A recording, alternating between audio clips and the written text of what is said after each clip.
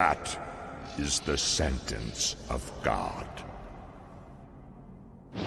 But if your dream still lives, if that castle still gleams just as brightly in your eyes, then it is your obligation to lay the stones that surround you now. Let us begin the chant of offering.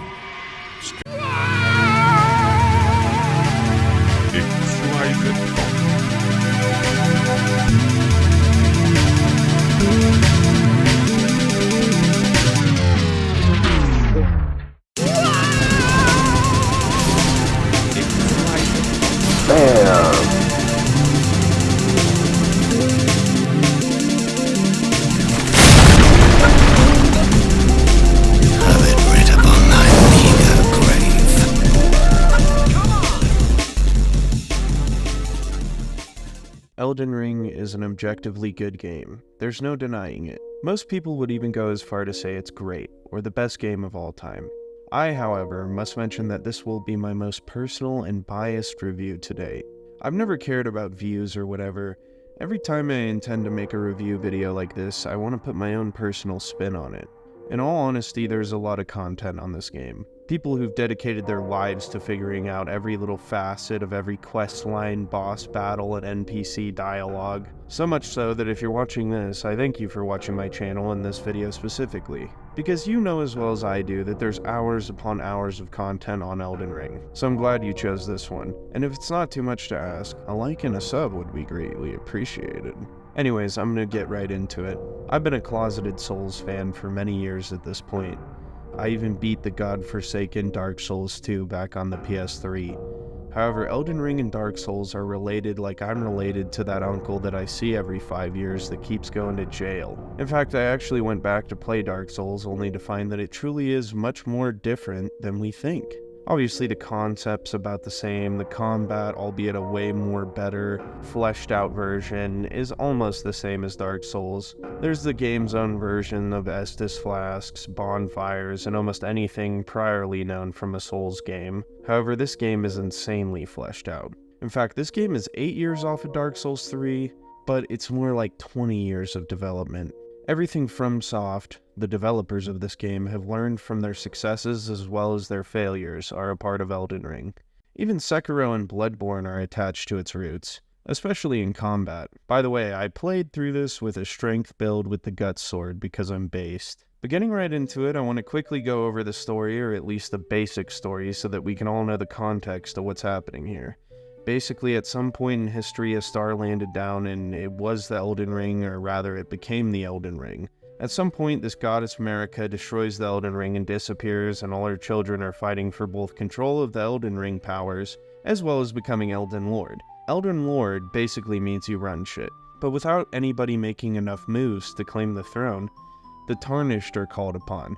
Your character being Tarnished yourself. Tarnished are basically people 2 Sigma for this world, and have been banished, so technically you're not even supposed to be here. Anyways, in some shape or form, you kill the demigods standing in your way. Marika's children, you know, they're demigods, because she's a god. Whatever, you get it. And eventually you take on the Elden Beast. The Elden Beast is pretty much the Elden Ring, as it possesses the Elden Ring inside of itself. Also, the Elden Beast is basically a placeholder when nobody can take the Elden Throne. You, however, bitch slap the Elden Beast and become the Elden Lord. Alright, I'm sure people are already fuming at my analysis of the story, but to be honest, I'm not that guy who's gonna spend 9 hours straight talking into a microphone just about the story alone. Maybe in bits and pieces, but not 9 hours straight. I myself have watched probably 200 hours of Elden Ring story videos. And just like Dark Souls, I'm like, yeah,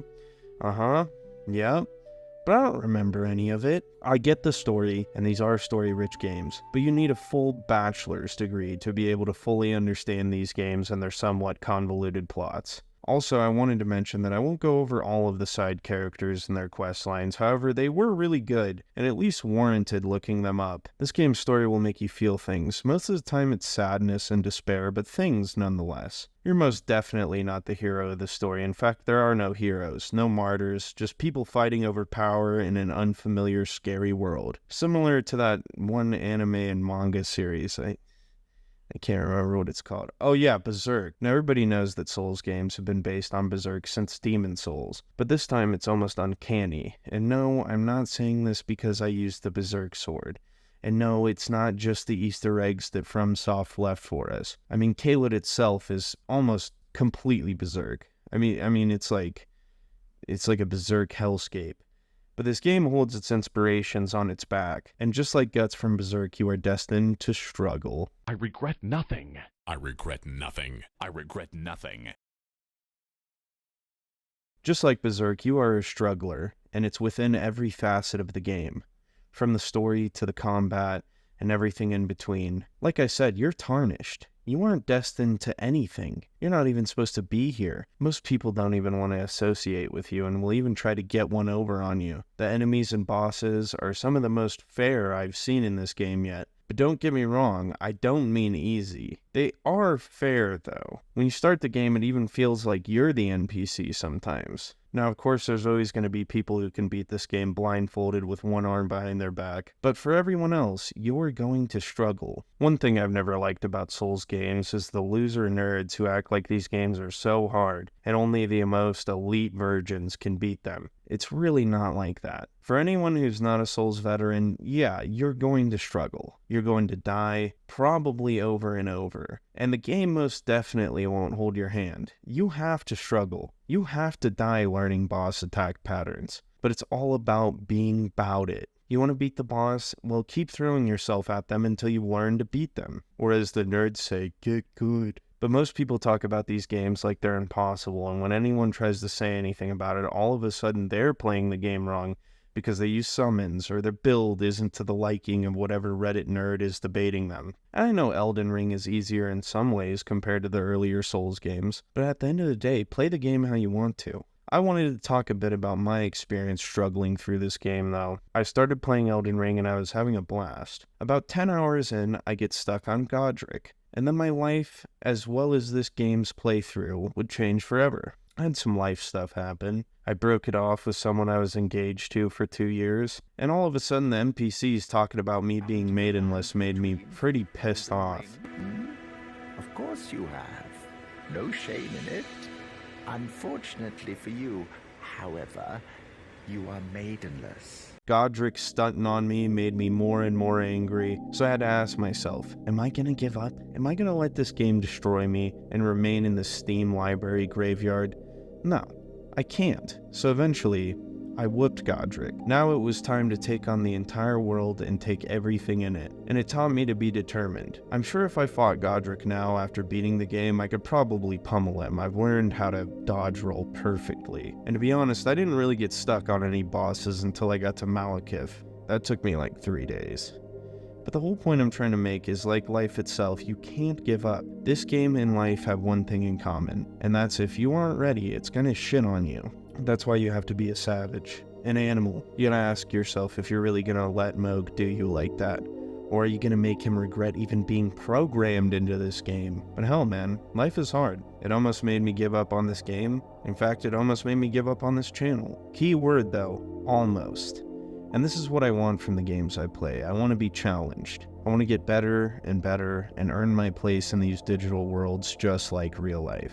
So whether it's fighting Godric or making a doctor's appointment, I come at it with the same energy. Elden Ring has given me that bittersweet feeling that no game has given me in years. That feeling being when I got to the last boss and went, that's it? Checking my time, seeing 60 hours and being like, oh well, yeah, I guess that makes sense. But like, damn man, you just don't ever want it to end, and you have to let Elden Ring take over your life for a little bit. Even though I find the game relaxing and an escape, it constantly stimulates the mind and requires all of your focus most of the time. If you look into FromSoft, all their games are like this. And no, not just their Souls games. Even Armored Core will throw you to the sharks and expect you to learn, or give up.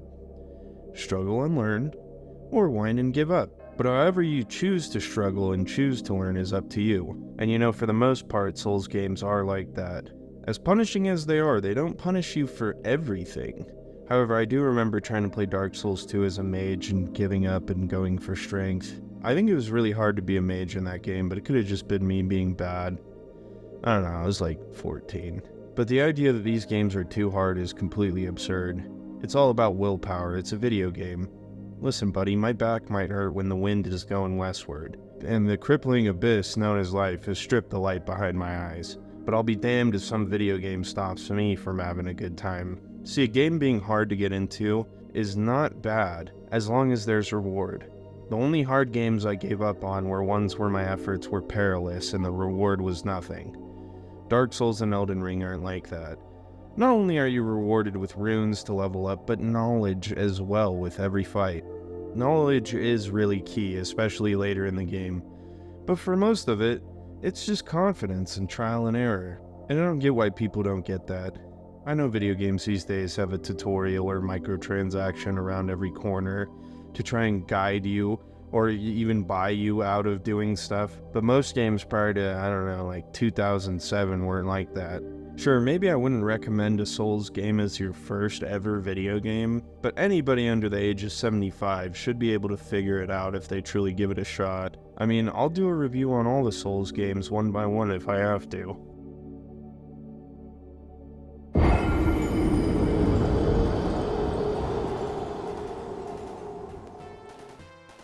Alright, time to talk about one of the most critical points of this game, boss battles. And I'm gonna be honest, this is probably the aspect of the game I like the least.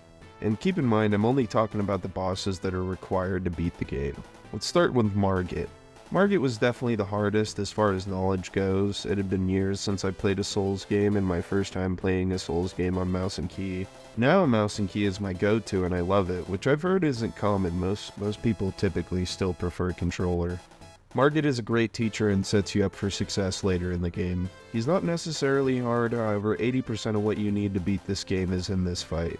I rate Margit a solid 8 out of 10. Godric the Grafted is next, and you know, he's the first one I got stuck on as I mentioned before. To be honest, he's really hard compared to the later bosses. I felt so much joy when I finally took him down. As I stated before, after that it was all smooth sailing from then on. I rate Godric 8.5 out of 10. Red Wolf of Radagon. Dude, I don't remember this fight and I thought it was a normal enemy. 2 out of 10. Renala, Queen of the Full Moon. Overall, mid-fight. Even though Renala's cool, I don't know, by the time I went and fought her, I was busted and I just mopped the floor with her first try. 4 out of 10. Godfrey. Okay, by the time you get to Godfrey, even if you're not paying attention to the lore, you can tell they're related. And to be honest, these fights start getting a little too similar. 6 out of 10. Morgott, same thing, 6 out of 10. Fire Giant. Hard as hell, very fun, and I'm not even as much of a fan of the bigger bosses, but this one was a good time. Obviously, they built off that one giant boss fight in Dark Souls 3, so that was good. 8 out of 10. Godskin Duo. This one took me a while. I already fought both these bosses before, as Godskin Apostles show up multiple times throughout the game. Not anything crazy or mild about this one, but overall a decent fight. It was 7 out of 10. Malekith. Oh, okay, overall hardest mandatory fight in my opinion. This one took me a few days, and I really had to pull out all the stops. I was even warned about this fight and still wasn't ready. Because when you go fight him, he's not Malekith, he's the Beastman Clergy, which I was absolutely destroying. And then he transforms into Malekith, and what follows is a really hard 1v1 fight. Probably my favorite fight in all honesty. 9.5 out of 10. Sir Gideon Ofnir. Also very solid fight. He's pretty much the hardest human enemy in the game. And he is a bastard, but he's a good lad. 7 out of 10. Godfrey again. Yes, epic fight. And yes, you have to fight Godfrey twice. So Margaret, Godric, Morgott, and Godfrey are all kind of the same thing. 6 out of 10. Forgot about it almost instantly. Radagon. Radagon? Super based, really hard, but fair fight similar to Malekith. 9 out of 10. What follows is the most mid, unfair, bullshit-ass fight. Because once you beat Radagon, you must defeat the Elden Beast in one go. Now, the Elden Beast is really cool, the setting's amazing, everything except actually fighting this boss is great. And maybe I wouldn't hate it so much if you didn't have to fight Radagon and beat Radagon before you even get a shot at this fight. But it is what it is. 3 out of 10 on the Elden Beast. Tank the damage, you know? Oh my god, see? And he does this shit, and it's a fucking tactical nuke. And it's like, how am I supposed to get away from that? How?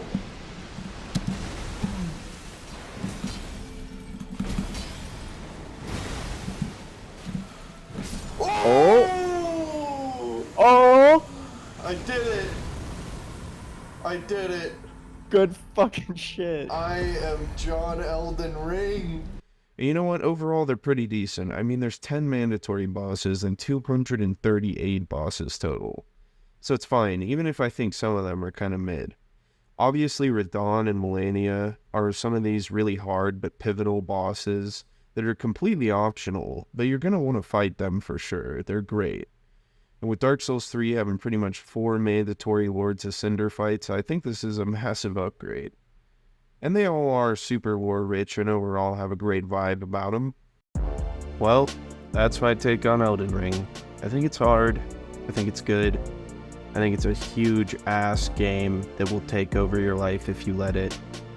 Which you should let it. You know, don't go to work, call off. You know, don't go to school, call in sick to your mother. Don't do anything except play this game, man. This game's so gas. But anyways, if you want to see more stuff from me, especially on Souls content, you know, leave a like, leave a comment, tell me what you didn't like, you know, maybe even leave a dislike, I don't know, whatever you're feeling, and I'll just catch you in the next one.